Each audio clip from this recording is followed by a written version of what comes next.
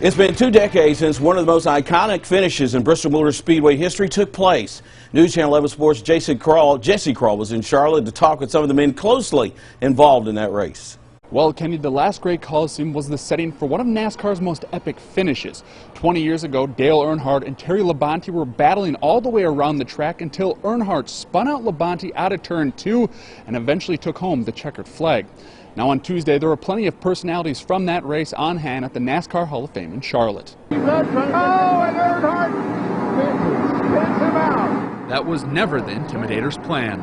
He didn't mean to wreck him, and he and I had talked, and I think Terry knows as well that he didn't mean to wreck him. He did mean to get against him, and he was going to try to push him up the track where he could get under him and pass him. Seeing his face when he pulled into victory lane and hearing 140,000 people voicing their opinion one way or the other, and with various gestures from different fingers, I think that caught him by surprise. There was a lot of people there that weren't his fans that were drowning out his fans. So, but I don't think I've ever been to a race and heard that at the end of the race like as loud as that. So Earnhardt made sure he pled his case. Terry got into me in the middle of 3 and 4, and I was going to get back to him and just rattle him. I wasn't going to wreck him. But even before the incident, everyone knew Labonte was a threat as he pitted during a caution after lap 490. I said, those 4 fresh tires are going to be miracle workers for Terry. Can he get there?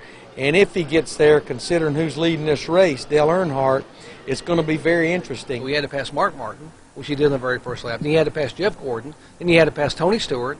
And then he had to catch Earnhardt, and then he had to pass him. He did that in 4 laps. And I've seen some exciting finishes at Bristol. I mean, it's a great racetrack, and for it to still be up in the top, probably top 5 finishes is pretty something. As for Earnhardt's motives behind the bump and run, there's only one conclusion. You knew it was Bristol, and you're going to do whatever it takes, whether your name is Earnhardt, Labonte, Harvick, or Busch.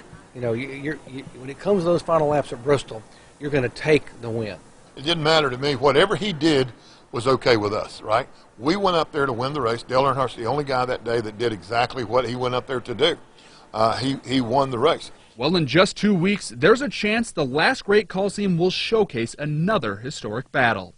In Charlotte, Jesse Crawl, News Channel 11 Sports. EJ Shoemaker.